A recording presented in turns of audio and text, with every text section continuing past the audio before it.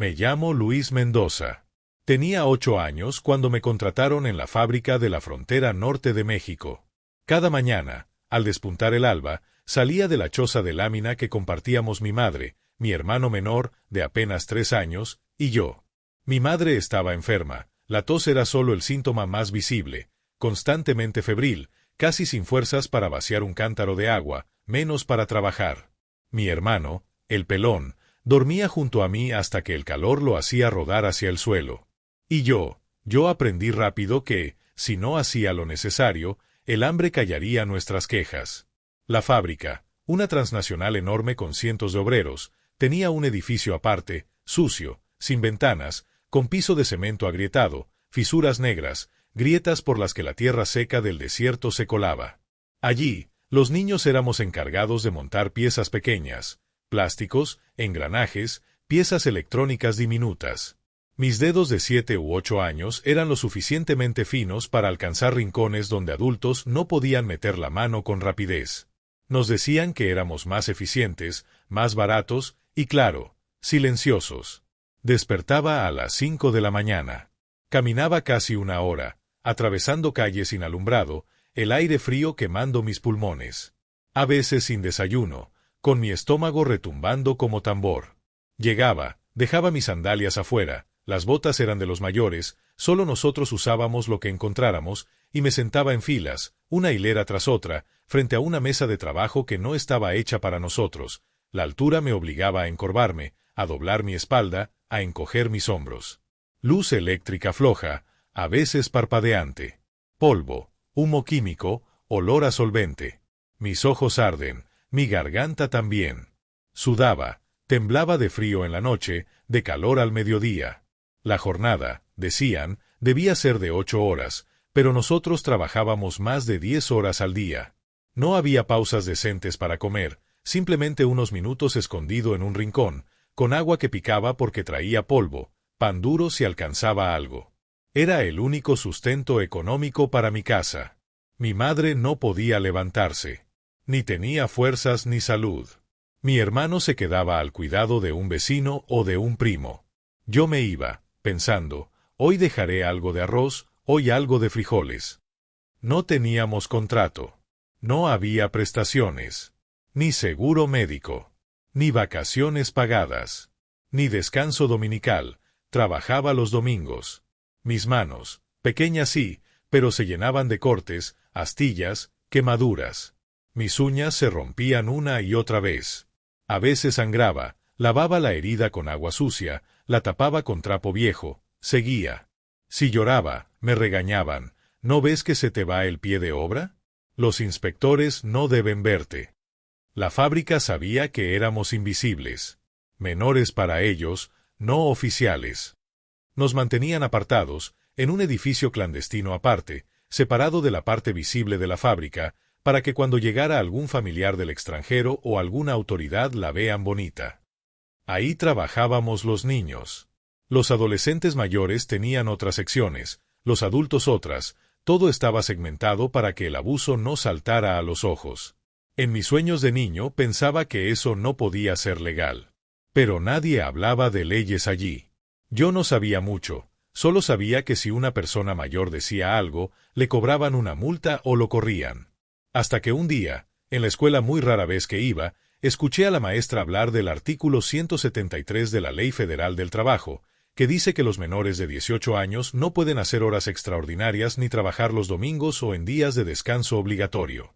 También escuché algo de los convenios internacionales de la OIT, el convenio número 138, sobre la edad mínima para el empleo, y el convenio número 182, sobre las peores formas de trabajo infantil, que México había ratificado.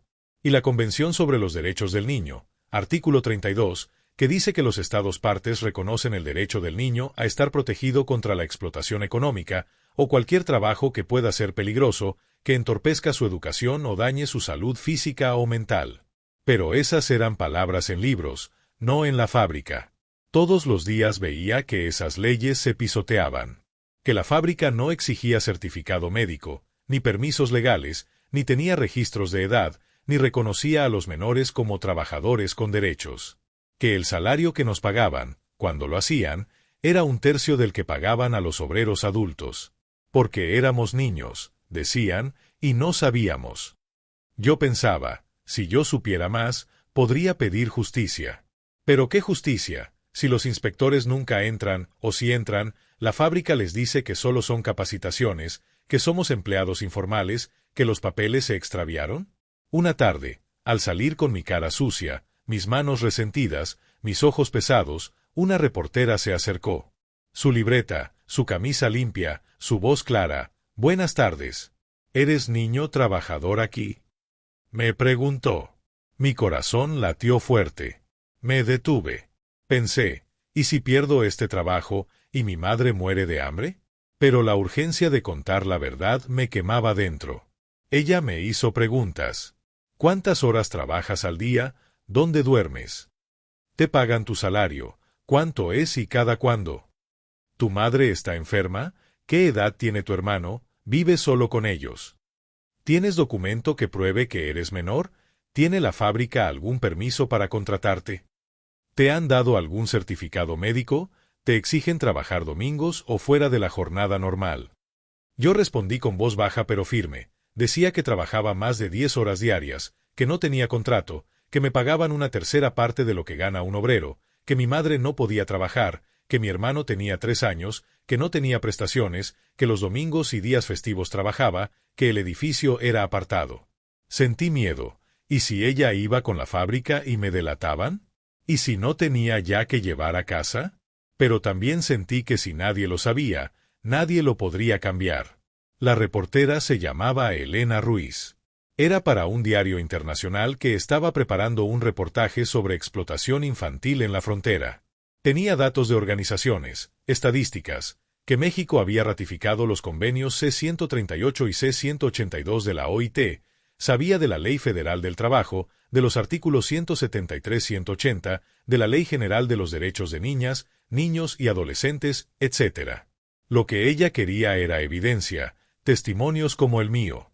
Ella me ofreció algo, le diera toda la información que necesitaba para denunciar en tribunales nacionales e internacionales, y que ella gestionaría, por medio de UNICEF, una beca para que yo pudiera estudiar, que mi familia no pasara necesidades. No será fácil, me dijo, pero alguien tiene que dar el paso. Yo dudé. Pensé en los estómagos vacíos de mi madre, en la tos que le quitaba horas de sueño, en el llanto del pelón cuando tenía hambre. Si lo hacía, quizá perdería este trabajo clandestino, ¿y entonces qué? Durante noches no pude dormir. Pensaba en lo que podría pasar, represalias de la fábrica, amenazas, que nos corrieran, que nos despidieran, que dejaran de pagar si hablábamos. También tenía miedo de que me mintieran, de que la promesa de ayuda solamente fuera palabras. Pero creía en algo que había escuchado en la escuela, que los derechos no son privilegios, que hay leyes que me protegen, aunque la fábrica las ignore.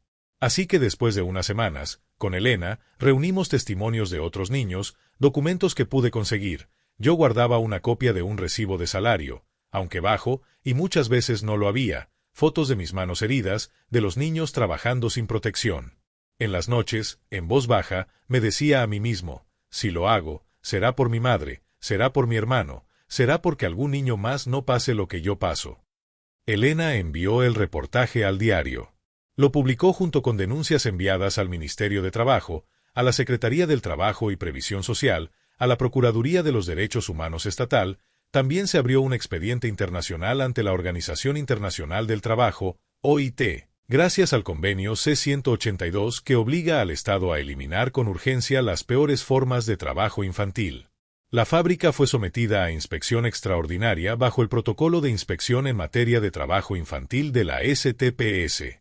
Se encontraron múltiples violaciones, menores de edad contratados sin registro, horas extras, trabajo en domingos, sin certificado médico, sin prestaciones. Se dictó una sentencia judicial. La jueza ordenó que la fábrica cerrara el edificio clandestino para menores, que los obreros infantiles fueran dados de alta en programas de protección social, que se pagaran indemnizaciones a todos los niños trabajadores afectados, incluyéndome, por daños físicos, psicológicos y morales, y se sancionara a los dueños con multas económicas altas, por ejemplo, varias veces la Unidad de Medida y Actualización, UMAS, elevadas, además de la pena de cierre temporal de plantas si volvían a incurrir. También se obligó a la fábrica a cumplir con la Ley Federal del Trabajo, en específico los artículos 173-180, la Ley General de los Derechos de Niñas, Niños y Adolescentes, y los convenios de la OIT ratificados. El cambio no fue inmediato, pero fue profundo. Se terminaron inmediatamente las actividades infantiles. Los adultos tomaron las secciones que antes los niños ocupaban.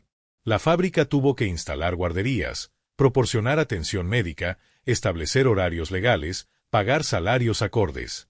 Nuestro edificio clandestino fue cerrado. Se construyó una escuela cerca de la fábrica para los hijos de los trabajadores. Gracias al programa de UNICEF que Elena gestionó, obtuve una beca completa, alimentación, transporte, materiales escolares. Pude inscribirme en la escuela formal, terminar la primaria, la secundaria. Más tarde la preparatoria. Me gustaba leer, me gustaba hablar, y me aprendí poco a poco leyes y tratados. Mi hermano, el pelón, también recibió beca, porque UNICEF extendió apoyos para los niños de las familias afectadas. Terminó la carrera universitaria, se especializó en ingeniería ambiental. Hoy trabaja en una organización que limpia ríos y protege comunidades que sufren contaminación industrial. //. Mi madre recibió atención médica, tratamiento para su enfermedad pulmonar, nutrición, apoyo psicológico. Con los años su salud mejoró. Ya no tosía todo el día, ya no era una sombra. Me enseñó que el dolor tiene memoria, pero no debe gobernarnos. En mi adolescencia, me interesó mucho la justicia. Estudié Derecho, obtuve mi título, hice maestrías. Ahora ejerzo como abogado internacional, representando casos de derechos humanos infantiles en La Haya, en tribunales que aceptan situaciones de grave violación internacional de derechos. Viajé. Escuché muchas historias como la mía. Hoy le estoy contando esta historia a Mariana, una reportera joven, que trabaja para una revista comprometida con los derechos humanos. Ella quiere exponer los abusos actuales, hablar de las maquilas, de las transnacionales que siguen usando mano de obra infantil. Yo le digo, Mariana, debes saber, cuando un Estado mexicano contraviene la Ley Federal del Trabajo, en sus artículos 173 al 180, que regulan el trabajo de menores, permite que menores de 18 años no trabajen horas extras ni en domingos, requiere certificado médico, registro de menores empleados, prohibición del trabajo peligroso e insalubre, entre otras obligaciones. Lo hace también en contra de la Constitución Política de los Estados Unidos Mexicanos, especialmente el artículo 123 apartado A, fracción 3, que protege el derecho al trabajo digno y la protección del menor. Además, México ha ratificado los convenios de la Organización Internacional del Trabajo C-138 y C-182, que obligan a establecer edad mínima para trabajar, eliminar las peores formas de trabajo infantil, garantizar la protección de salud, condiciones de seguridad. Desde el ámbito internacional, la Convención sobre los Derechos del Niño, ONU, artículo 32, exige proteger a los niños contra la explotación económica y trabajos peligrosos. La sentencia que se dictó para la fábrica fue con base en esas leyes. Se le impuso sanciones monetarias elevadas, multas administrativas previstas en la LFT, aplicación del protocolo de inspección de trabajo infantil, cierre del edificio clandestino y la exigencia de indemnización a víctimas, reparación del daño, atención médica, educativa. Esa sentencia no solo fue local, organizaciones internacionales la reconocieron como precedente para casos similares y la fábrica quedó bajo vigilancia estatal y rendición de cuentas. Mariana me mira con los ojos brillantes, con el lápiz en mano. Me pregunta si vale la pena contar todo esto. Yo le respondo, vale la pena. Por cada niño que trabaja en silencio, por cada madre sin voz, por cada hermano que muere de hambre, vale la pena. Ahora trabajo como abogado en La Haya, represento a México en casos ante tribunales internacionales de derechos humanos, lucho para que lo que yo viví no se repita, para que las leyes se cumplan, para que los convenios ratificados no sean papel mojado. Tengo una beca de UNICEF aún vigente, para participar en congresos, hacer investigaciones. Mi hermano se graduó como ingeniero ambiental, mi madre está estable, su salud ha mejorado, vive tranquila, toma sus medicinas, va a sus citas médicas. Pelón es capaz de sorprenderme con sus proyectos de conservación, con su risa fuerte.